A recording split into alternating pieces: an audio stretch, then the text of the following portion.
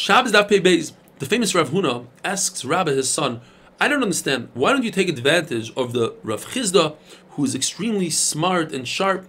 Says Rabbi, because every time I go to him, I don't learn Torah. He teaches us how to use the bathroom. Don't sit down quickly. Don't strain yourself. The body has 3 shini karkashta. You might blow one out. You'll ruin the whole system. It's a sakana. Says Rav Huna, Rabbi, you need to learn how to save yourself, how to keep your body intact. If a person has 2 options of toilet paper, one is a stone and one is a shard of earthenware, which one should he use? Earthenware is dangerous, it can cut you. This kishuf. A stone is muktzah.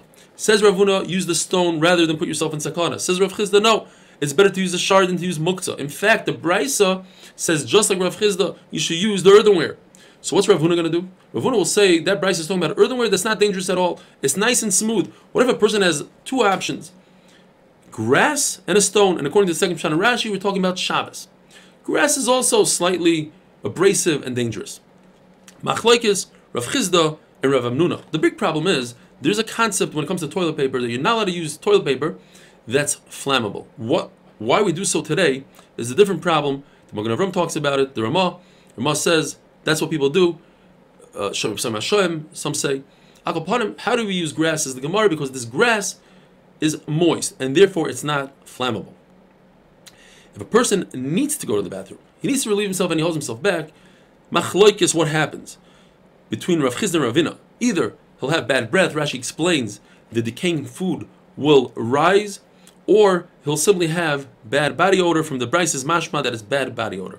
If a person physically can't relieve himself, constipated, number of tricks. According to Rav Chizda, he should stand up and sit down, stand up and sit down. In fact, Rabbi Yirmiyah says, I saw with my own eyes an Arab that did so, and he spilled out like a pot that spills over. Rav Chanan says, a person not only should stand up and sit down, that's great, but he also has to walk a little bit. Find another place. And therefore, this fits into the halacha that if a person is about to have a very long meal and is embarrassed to stop in the middle of the meal and take a break, so before the meal, he should either walk 4 times 10 amos or 10 times 4 amos, which is helpful in the relief. The Mishnah tells us, if a person has a piece of earthenware, a shard of earthenware, what is the shear that would be chayiv for Yitzhak taking out from one rishus to another rishus? 3-way machlokes. Rabbi Yehuda says, enough that you could put between beams when you stack up beams. Rabbi Meir says, enough to hold a coal, fire. And Rabbi Yossi says, enough to hold a revius of water. Rabbi Meir says, I have a zeicher, a hint from the pasuk. When the Navi talks about the churban, the HaKadosh Baruch Hu is going to destroy things to the point where you can't even hold a coal in a piece of earthenware. So you see, earthenware, in order to be chashav, has to hold a coal. Says Rabbi Yossi, but if you just continue to the end of the pasuk, it says, and HaKadosh Baruch Hu will destroy to a point where you can't hold water in the earthenware. Rameir will explain that what the pasuk is saying is, first that HaKadosh Baruch Hu will destroy everything that has value, such as things that hold fire. And then he'll destroy even things that don't have value. From the pasuk itself, you can understand that Rameir's shear of holding fire is greater than the shear of a revius, because it just makes sense. The pasuk starts off with a large item. I will destroy the larger items. Then HaKadosh Baruch Hu will destroy the smaller items. Says Abaye, and that's how you have to explain in our Mishnah as well. We're dealing with a very large bonfire. You cannot walk over to a large bonfire with a small piece of shard earthenware and pick up a coal. You'll get burned. We're dealing with a very large piece of earthenware so that from a distance you could grab a coal. And with that we finish the perek Hamoitzi Yayin, and we begin the perek Omer Rebbe Kiva.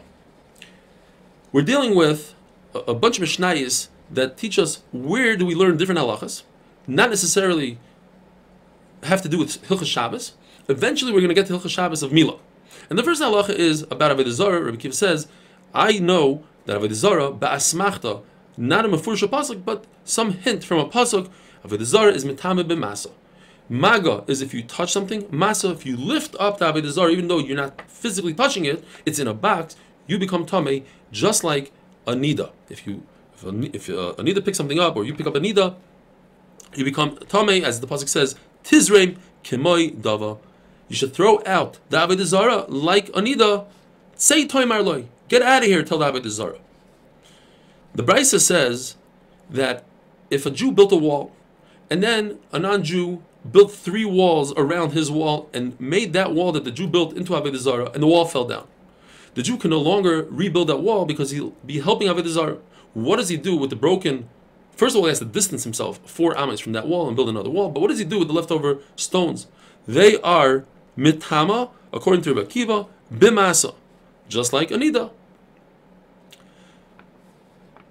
Rava explains that according to everybody, Avodah Zarah has a hekesh to nida, and therefore Avodah Zarah is mitama bimasa. Where is the machlokes? The machlokes is in a concept called Even Misama. Even Misama is a very large boulder that's suspended, and if there's a zava nida on top, the unbelievable chiddush, the tumah travels right through the stone, which is typically not mekabel tumah. Through the stone is mitama any kli that's below the stone.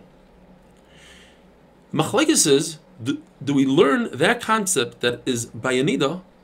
Do we learn that concept to Avodah Zarah? Rabbi Akiva says yes, and Chachamim say no, because we learn from a sheretz, and a sheretz does not have that tumah. What does Rabbi Akiva do with that package that we learn from sheretz? That the mishamshim Avodah Zarah, a kli that held Avodah Zarah, is not mitama b'masa, but is mitama b'maga. And what do Rabbanan do with the hekesh of Avodah Zarah to a nida? That's mitama b'masa, but there is no Even Misama. Why? Because Chacham learn the hekesh of nida to Avodah Zarah that tells the concept of eivarim. That is, if a limb, Rahman al-Slan, is cut off from a nida, that limb loses the tumas nida, gains a new tumah of tumas eiver menachai, so it's metame ba'oil, b'masa b'maga, but not be'evim misama. So too, Avodah Zarah is not metama be'evim misama, and is not metama be'eivarim. The fact that Rav Chama on Tamar's Daf had a suffix whether or not there's eivarim if a limb of Avodah Zarah is detached. It's one of these attachable Avodah Zarah's pieces come on and off. One piece came off. Is that mitama be'evarim? Over here you see it's not, according to Chacham. Obviously we have to say Rav Chama was asking in Rabbi Akiva.